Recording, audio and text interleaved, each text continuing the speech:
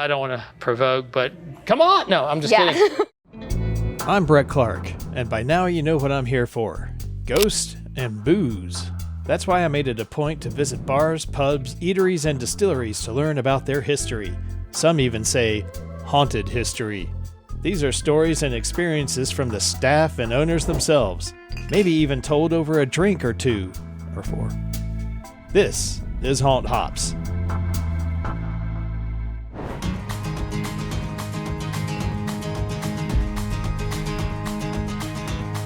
My name's Kevin Devaney, and I'm the owner of the Garrison Restaurant and Bar. I am also the owner of Margot's Wine, Pizza, and Market next door. And so Margot's has been around for a couple of years, and we were running on full cylinders, and an opportunity came about to open up a new restaurant next door, and we took advantage of it, jumped on it.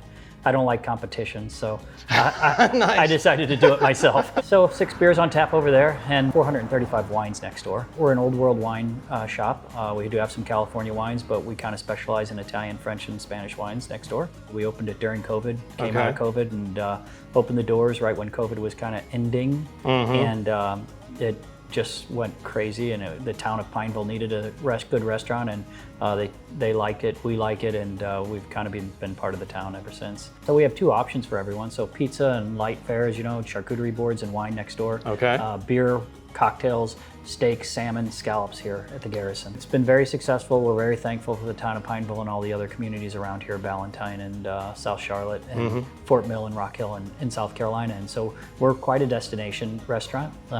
People pass through, 43,000 cars a day go past our restaurant. Wow. And we just want a few of them to stop in and have a beer and something to eat. Tell me a little bit about the beer that we have on hand here. So we have a partner right around the corner from us, a little brewery, Middle James Brewery. Actually, not so little, they're doing really great, and they're a great partner of ours. This is a Kolsch that we have on tap with them. This is a light, crisp beer that is very popular with our customers. The Garrison, the name goes back. My family came to the United States from Ireland in 1854 with gobs of other people too. Like many of the Irish, they went over to Liverpool and Manchester on the way to the United States. And so my family stopped over there and then made their way to the United States eventually. Like the show Peaky Blinders, that was an HBO special. That's what happened with those folks. They came from Ireland, they settled over in England, and the pub that's in Peaky Blinders is called the Garrison. And so my family was a little bit of a bunch of scoundrels in the past, and so I kind of felt like we fit right in with that group of Peaky Blinders. And so when we opened up this place, we decided to name it the Garrison. That's right when Peaky Blinders was kind of wrapping up, and it fit with what we were doing. So we didn't want to make it an Irish pub or anything like that, but the name fit very good for us, and we decided to run with it.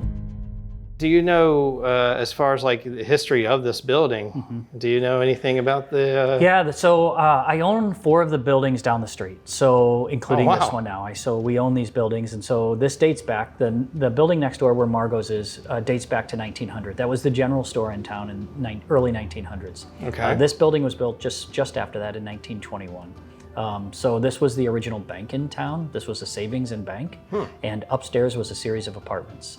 And when I bought the building, it actually had 2 different entrances, one for the downstairs restaurant and then upstairs for apartments. And we merged it all together and decided to combine it into one 2-story restaurant. Now, I got to take a break. This is a good beer, by the way. When you got this place, did you have any idea, because I understand that you had some strange encounters here, more or less. So were you familiar with anything prior to running the business? No, I didn't know that it may or may not have ghosts or a presence in the building. I know that the previous owner, and I knew him very well, was a French chef, French trained from Paris, and a very good chef and a very good restaurant owner. And I never remember seeing more than 10 people in the restaurant at a time. He just couldn't get it going. Now, part of that could have been a French restaurant in Pineville, and maybe that didn't fit with our community because he was classically trained and really a great chef. Maybe it had other reasons for people staying away. I'm not sure. But now that I have taken it over, I wonder myself. Tell me more about what's the experiences that you've run into. Well, when we took it over, we spent about a year renovating the upstairs and the downstairs and turning it into a restaurant. During that time, things happen, that lights flicker. It's an old building, lights can flicker. Yeah.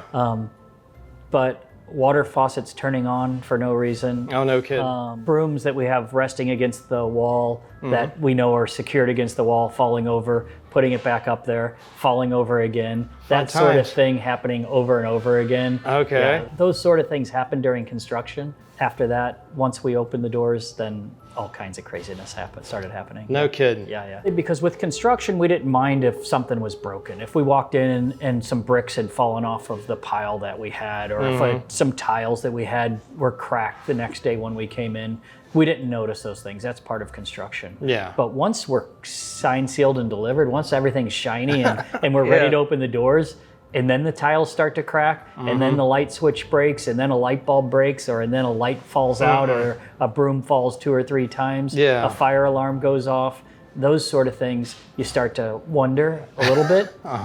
And when I first opened, every day that we came in, there was something that was a little bit haunted or mysterious for us. So we would see down a hallway, we thought we saw someone, and we'd see a shadow go by. Okay. Several of our customers and several of our employees saw a woman in a red dress sitting in a window upstairs towards the front of the building. Once it happened once, we thought maybe we poured them too much whiskey. Yeah. The second time it happened, it was too much vodka. The third time it happened, we thought there was a lady in a red dress. So it's happened enough to know that we know that there's a woman in a red dress that has a presence up there on the second floor. Well, this was the bank originally in 1821. Okay. And outside, this was a mule trading town. This is what Pineville was. Really? People came from the north, people came from the south, traded mules, made money. Okay. They'd come into the bank, exchange their money, and then the apartments upstairs were, whether it was a room or not, maybe a brothel for a short period of time. Okay. So the men would come in, get their money for their trade, maybe spend some time upstairs. So the medium that we had come in explained to us that maybe some things happened up there that weren't in the greatest light, and maybe some of the presence that still stayed around happened from those days up there. Oh, and interesting. So the woman in the red dress might have worked at the brothel that we had in the early 1900s. Gotcha. I didn't think I really believed in it, but enough has happened here to change my opinion and for me to really believe that things have happened here. I mean, it's too many things, that too many light bulbs that have come out of out of this chandelier and been laying on the bar the next morning. Oh, we like put someone it back actually in, unscrewed and then the next out? morning it's down again. Really? And I've closed the doors, I've opened the doors the next day, and that light bulb's down. Oh, nuts. Okay. The next day, a light bulb is smashed on the other one. Okay. So seriously, every day that we opened, when we first opened, something like that happened. One of our glasses was broken and laying on the floor. One of our beer taps was left on after I closed the doors. Kidding. The lights that I had turned off were back on. Every morning that I opened, there was something that happened that took place. What would be your most recent event? Well, I'll tell you this. We were going to open a door between the two buildings. And this got serious enough we didn't want to open the door because we didn't want the haunted ghosts or whatever this was, this presence, to pour its way into the other restaurant. We made the decision not to combine the restaurants because of the vibe and because of the things taking place in this restaurant. We didn't want to take place next door. So we that's one thing that we made a serious decision on. Now, I have a cleaning crew that comes in every morning to clean the restaurants and the floors and the restrooms. He pulled me aside one day and he told me that every day that he walks by the women's bathroom, the water turns on. Okay, so it's one of the faucets that you just put your hand in front of and the water will turn on. But something's got to make that happen. And so the door is closed and he would walk by and it would turn on. And it's the only time it happens every day. It's the first time he walks in every day. So he would turn the water on and he would and so it would go on and off. And so sometimes he would fake it and it wouldn't go on. He'd fake it, it wouldn't go on. He'd fake it, it wouldn't go on. And then he'd walk past it and it went on. So it happened enough that he pulled me aside. He was starting to get scared that it was happening. Okay. So recently, about 6 months ago, he walked past it and it was a different sound. And so he looked in and it was the soap dispenser this time. And the soap dispenser, he looked down on the ground and there was a 21 on the ground. Okay, made in the soap. And I have a picture of it to share with you. 6 months goes by. Now, maybe 3 months ago, he went by, he heard the soap dispenser again. He went in, looked at the soap dispenser, and I'll show you a picture that what was spelled out or what it was. Clearly, somebody is trying to send a message through the water or the soap dispenser. Oh man, It's really wild. The medium that we had saw a gentleman standing right in my spot right here where I'm sitting right here, standing at the bar that had a 3-piece suit on. He might have been the banker, she thinks. She saw the activity upstairs with the woman in the red dress, and she sees a lot of activity outside in front of the restaurant. And so she felt a lot of different presences here. And so we kind of run with it, trying to make friends and keep them happy and keep us happy and keep me in business. The medium that we had told us we couldn't get rid of these ghosts, that they're here to stay. They've been here long enough and we're here with them.